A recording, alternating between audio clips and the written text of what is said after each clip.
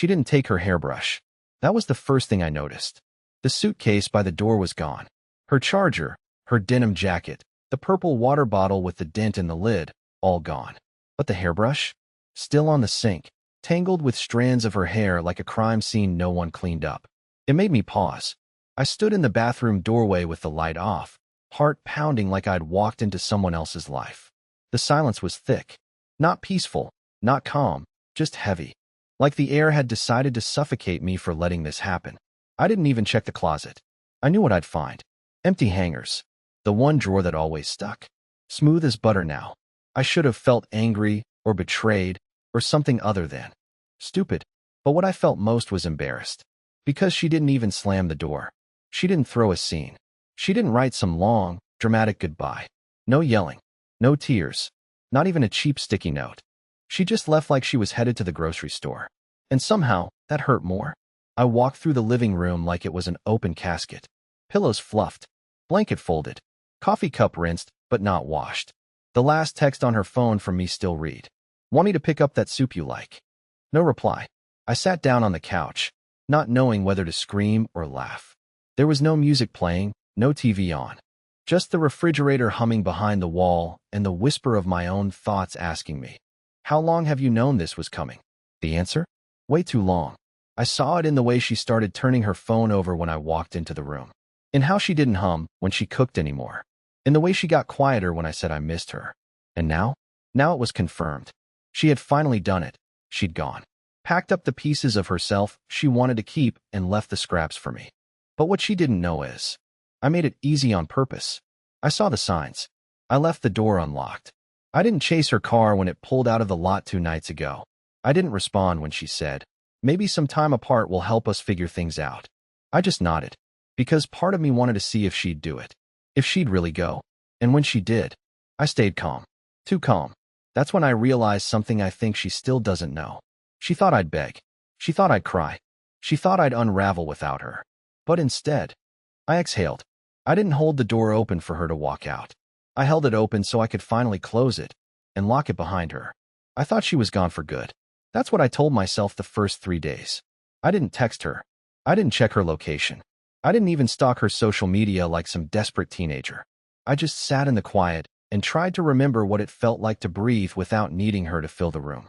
But on the 4th day, the fire alarm in our building went off, and everything changed. I was eating cereal at 9:47 a.m. Yeah, breakfast at nearly 10, don't judge me, when the shrill siren blasted through the apartment. I grabbed my keys and headed out barefoot, crunching bits of dry cereal underfoot like my morning needed more humiliation. I assumed it was a false alarm. They always are. But then I saw the firefighters actually running into the west stairwell, the one closest to the guest parking lot. And that's when I saw it. Her car. Parked right there, like it had never left. Same dent in the front bumper. Same faded bumper sticker she swore she'd peel off for months. I stopped walking, the rest of the world still moving in fast forward while I stood frozen on the sidewalk, watching the reflection of red and blue lights flicker off her windshield. My first instinct was to think she forgot it, or maybe had someone pick her up. But then I noticed the driver's seat was adjusted, not like I remembered. Like someone taller had driven it. Someone who leaned back when they drove. Someone not her. By the time the fire crew came back down and waved us off, I had already circled the lot twice like some idiot trying to pretend I wasn't losing my mind. No fire. Just a tripped sensor in someone's oven. But the moment I stepped back inside the building, I heard something even more unsettling than a false alarm. Laughter. From down the hall. Her laugh. Except not the kind she used with me. This one was flirtier. Quieter. Followed by a man's voice I didn't recognize. I stood still for a second, listening like a coward, not daring to walk the rest of the way to our door. And then I realized it wasn't coming from our apartment. It was coming from Anna's, our downstairs neighbor. The one who always borrowed sugar and left candles burning in her window. The one who worked odd hours and once mentioned knowing a good couples counselor. The one who told me, once, almost like a warning, Lorna's been spending a lot of time around here when you're not home. I'd laughed back then. I wasn't laughing now. I knocked. I don't know why. I didn't have a plan. Maybe I was hoping I was wrong. That the laugh wasn't hers. That the fire alarm was just coincidence. That her car was being borrowed by a friend. But the second the door cracked open, everything collapsed. It was her. Hair tied up, wearing that stupid band tee she always said was too sentimental to throw out. Barefoot. And behind her, not even trying to hide, was a guy in gym shorts and a smug, unbothered expression, the kind of look you only give when you think you've already won. She blinked, stared, didn't say a word. Not hi, not sorry, not even this isn't what it looks like. Just stood there, watching me. And that's when I realized something so loud, it drowned out even the echo of the fire alarm. She wasn't hiding this. She wanted me to see. And I swear to God, I still almost said the dumbest thing a man could say in that moment. I almost said, we can fix this. But I didn't. I just smiled, or tried to, and said the calmest sentence I've ever spoken in my life. Take your time packing. Then I turned and walked back to our apartment.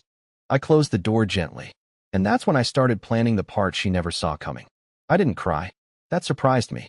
I always thought if it ever came to this, finding her in another apartment, dressed down for someone else, with his voice echoing in the hallway, I'd fall apart. Scream maybe. Throw something. Do something reckless. But I didn't. I just sat at the edge of our bed, staring at the stack of laundry I'd folded the night before, like it might get up and explain all this to me. The TV was still paused on one of her baking shows. I could hear the cheerful voice of the host frozen mid-sentence, her wide smile captured in a still frame, holding up some rustic lemon pie. I stared at that stupid pie for almost 10 minutes before I realized I hadn't blinked. Then I stood up, walked to the kitchen, and grabbed a pen. I made a list. I didn't think about it. I just started writing like my hand was moving without me. Not angry rants or petty name-calling. Just facts. Cold, clear, bulletproof. She left without a word. She lied about where she was. She laughed in someone else's hallway. She looked me in the eye and felt nothing. When I was done, I flipped the paper over and started a second list. This one was titled, Things That Are Still Mine. It was shorter, but it felt louder. The lease. The dog. The savings account I hadn't told her I opened after our third fight about financial freedom. And the keys. Yeah, she still had her set. But I had the master. So I called a locksmith. It wasn't dramatic. I didn't tell the guy anything other than, my wife moved out, and I need a fresh start. He nodded like he'd heard it all before. Maybe he had. Maybe I was just one in 1,000 sad husbands with too many keys and not enough courage. But when the lock clicked into place, I felt something shift in my chest. Something clean. Final. Then I took Simon for a walk. The beagle, not the metaphor. And as we rounded the corner of the courtyard, guess who we ran into? Her. No smug guy this time. Just her, alone, carrying a brown paper bag from the bakery she used to love, the one she once dragged me to every Saturday until she got bored of routines. She stopped walking when she saw me. Her eyes scanned me like she was trying to decide which version of me she'd have to talk to today, the begging one or the bitter one. But I gave her neither. I just nodded and said, Hope you got the lemon pie. Her face twitched. Not guilt. Not regret. Shock. Because she suddenly realized the version of me she was expecting, the doormat, the desperate man begging for closure, was gone. And worse, I hadn't replaced him with rage. I'd replaced him with distance. She opened her mouth to speak, closed it, then said something that made my stomach twist even more than the betrayal. You really locked me out. That's when I knew. She never left expecting to lose anything. She thought she could slip away, explore her freedom, then walk back through the door like nothing happened. She thought I'd make space for her in the same bed I used to wake up in, clutching the hope that she still loved me. So I nodded. Yeah, I locked her out. And I'd do it again. But this time, I'd make sure she understood what else she'd never be getting back. I don't know why I did it, but that night I set the dinner table like she was coming home. 2 plates, 2 napkins, 2 wine glasses. I even reheated the leftover pasta she used to love, the one with too much garlic that I always messed up. Simon stared at me from the doorway like I'd lost my mind. Maybe I had, but I just needed to feel something normal for 5 minutes. 5 minutes of pretending she'd walk in, hang up her coat, and ask if I'd remembered the red pepper flakes. She didn't. Of course she didn't. What showed up instead was a notification on my phone. My Bluetooth speaker had just connected, which was strange because it was still in our bedroom, and I was in the kitchen. I froze. The speaker was linked to her phone, too. We used to play our Spotify playlist through it. If it was connected, that meant she was nearby. Like in the building nearby. And when I pulled out my phone and looked again, it confirmed it. Now playing Lorna's iPhone. I didn't even have to guess where it was coming from. I walked down the hallway like I was approaching a locked vault. Every step felt like peeling off another layer of skin. And when I got to the door, the sound hit me. Not music. Voices. Not hers. A man's. Loud. Laughing. Swearing. Then her voice. Faint but unmistakable. Nervous laughter. A half-hearted shhh. Like she didn't mean it. I didn't knock this time. I just stood there. Listening. Not because I wanted to punish myself, but because I wanted to know. I needed to stop defending her in my own head. I needed to hear with my own ears what my gut had been screaming for weeks. And I did. I heard them toasting to something. Him joking that it wasn't like he was stealing anyone's wife. She'd already left. Her silence after that. Long too long. Then her saying, he'll get over it. He always does. That broke something in me I didn't know could still break. It wasn't the betrayal. It was how little she thought of me. Like I was some safe, pathetic man she could use as a landing pad between her more exciting mistakes. Like I'd be there, waiting, whenever she needed to feel stable again. Like my love was disposable. So I left. Not the apartment. Not the city. Just the idea of her. I left the door unlocked behind me. Not to invite her back, but to dare her to walk into what used to be our life and feel how empty it had become without my hope in it. I didn't say a word to her. I didn't send a text. I didn't even slam a door. But the next morning, her Bluetooth was disconnected. And 3 hours later, I found an envelope shoved under the front door. No return address. Just my name, written in rushed handwriting I knew too well. Inside, one key. No note. No apology. Just the key she'd thought I'd beg her to return. She had no idea that the Real lock was never on the door. It was in the version of me she expected to keep waiting. And that version? He was gone. It had been 12 days since the key showed up. 12 days of silence. No texts. No emails. Not even a passive-aggressive Venmo request for her half of the air purifier she insisted on last winter. It was like she'd vanished. But I'd learned by now, people like Lorna don't just vanish. They circle. They test the air before they re-enter. Like wolves sniffing a door they used to own. On the 13th day, it rained. Not the light, romantic kind of rain you see in movies. The heavy, gray, soul-sucking kind that makes everything feel heavier. I was halfway through cleaning out the hallway closet when I heard the knock. Not loud. Not frantic. Just soft. Hesitant. Like the person on the other side wasn't sure they should be there. I opened the door, and for a full second, I didn't recognize her. She was wearing this ridiculous yellow raincoat, the one she used to call her lemon armor. Her eyes were swollen, hair pulled into a sloppy knot, mascara smudged like she'd lost a fight with her reflection. She didn't even try to look composed. "Can I come in?" she asked, voice barely above a whisper. I didn't answer right away, because behind her, literally standing 6 feet away, was him. The guy. Smug face. Gym shorts. Same lazy posture. Now made worse by the fact that he was holding her umbrella like a chauffeur waiting for instructions. She turned slightly, realized I'd seen him, and immediately dropped her gaze. "I told him I just needed to grab a few things," she mumbled. I leaned on the doorframe. "What things?" I asked, not unkindly, just curious. She glanced past me, toward the apartment she used to command like a stage. Her eyes flicked to the shelf, the kitchen, the spot on the floor where Simon used to nap.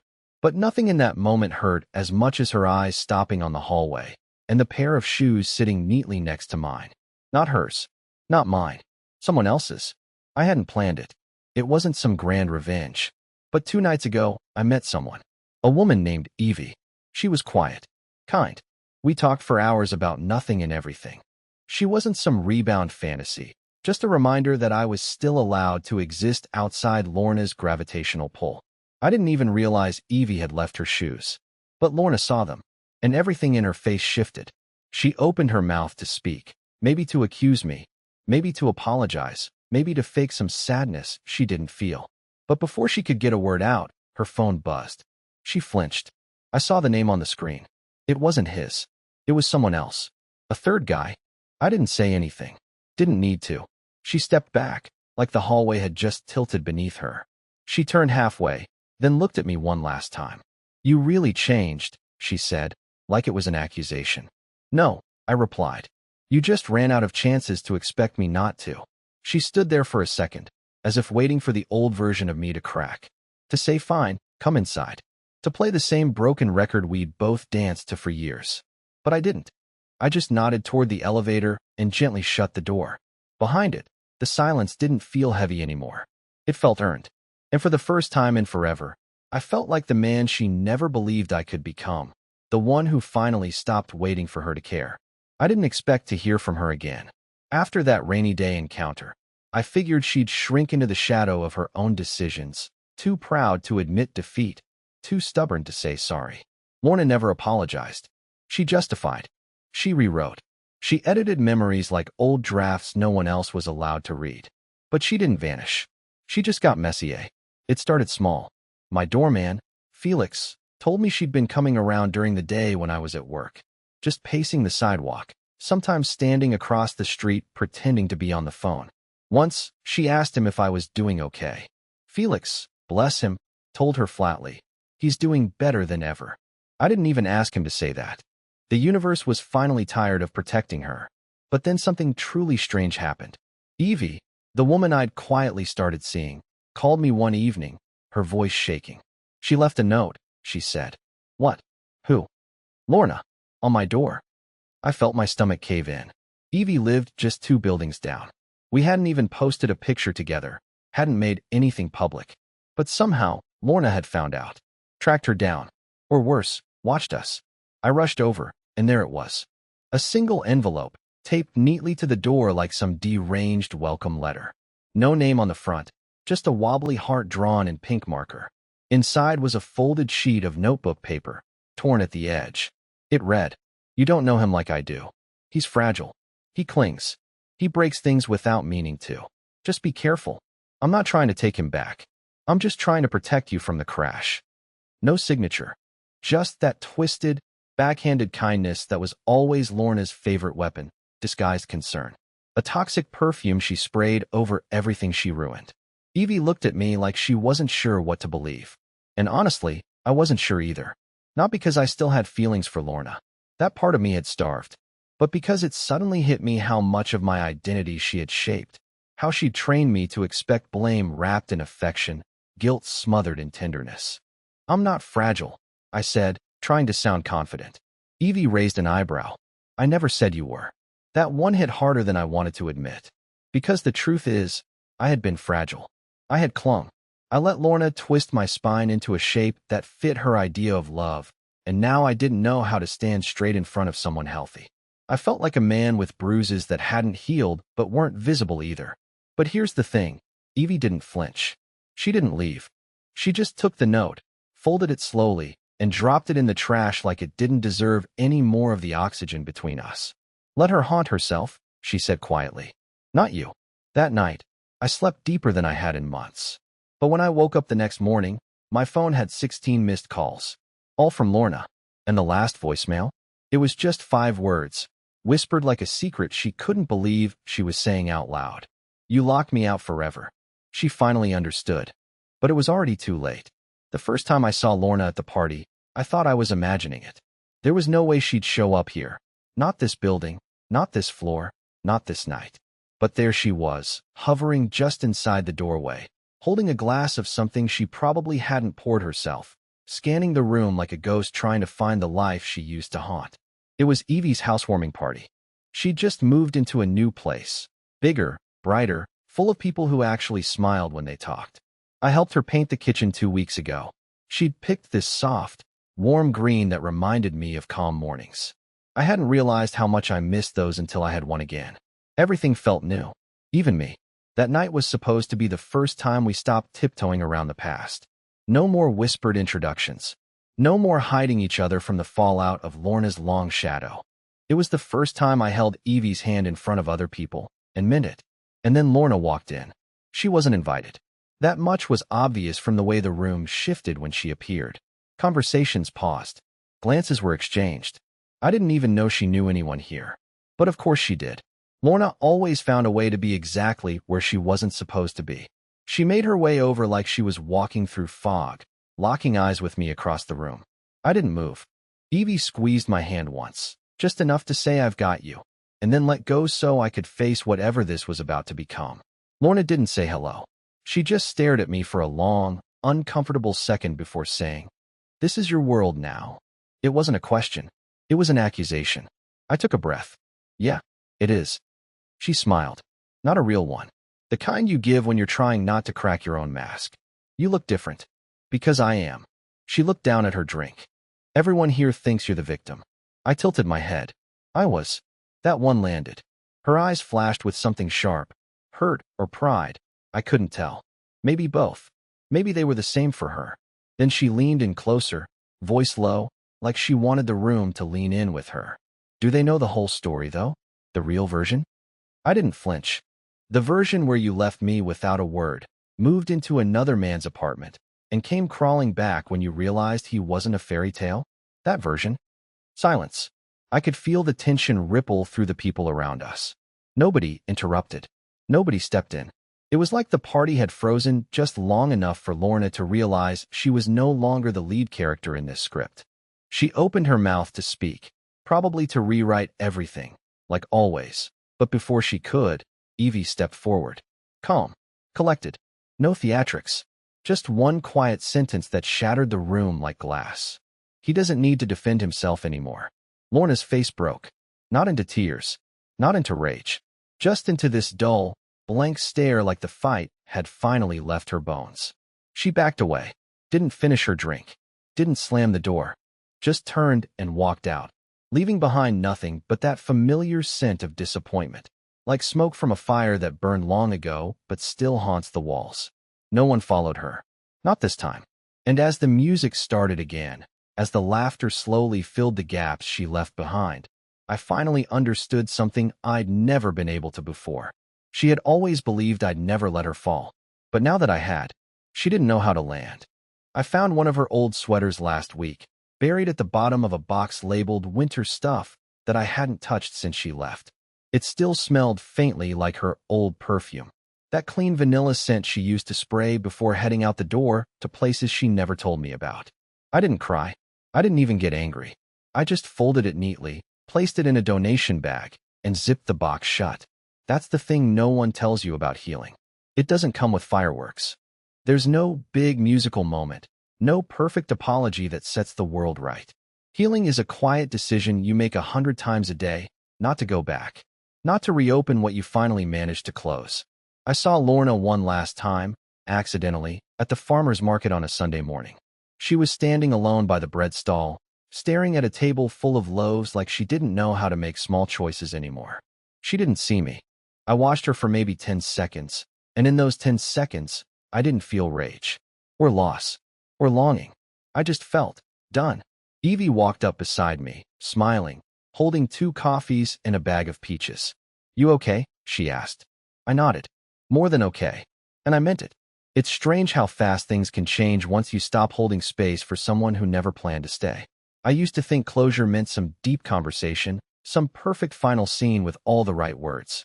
But sometimes, closure is just watching someone realize the door doesn't open for them anymore, and knowing you don't have to explain why. I still think about Lorna sometimes. Not out of sadness, but because she taught me what I'll never tolerate again. She taught me what love isn't. And that's a lesson I carry into every new morning. Especially the ones that start with laughter, fresh coffee, and Evie wearing mismatched socks, dancing barefoot in the kitchen. I had typed out a message once. A long one. Something I thought I needed to say, but I never sent it. Because there was nothing left to say. Some stories don't need revenge. They just need an ending. And this is mine.